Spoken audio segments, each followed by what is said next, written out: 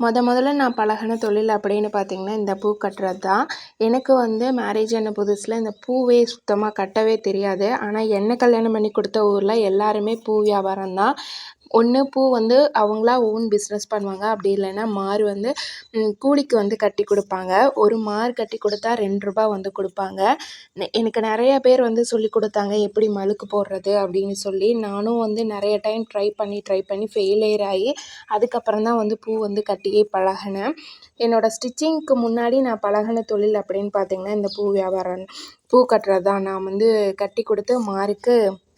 2 அப்படிங்கிற கணக்கு போட்டு ஒரு நாளைக்கு மீறி போனால் ஒரு 10 மாரு 15 மாரு அந்த மாதிரி தான் நான் வந்து கட்டுவேன்.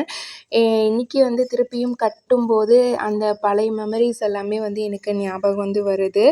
எந்த தொழிலாக இருந்தாலும் சரி, நம்ம ஒரு இன்ட்ரெஸ்ட்டோடு கற்றுக்கிட்டோம் அப்படின்னா கண்டிப்பாக நம்மளால வந்து அந்த தொழிலில் சக்ஸஸ் பார்க்க முடியும். அதுக்கு அடுத்து நான் பழகினது தான் வந்து ஸ்டிச்சிங்கு. ஓகே ஃப்ரெண்ட்ஸ், இந்த வீடியோ பிடிச்சிருந்தது அப்படின்னா மறக்காமல் நீங்கள் நம்ம சேனலை ஃபஸ்ட் டைம் பார்க்குறீங்கன்னா சப்ஸ்கிரைப் பண்ணிக்கோங்க. தேங்க்ஸ் ஃபார் வாட்சிங்.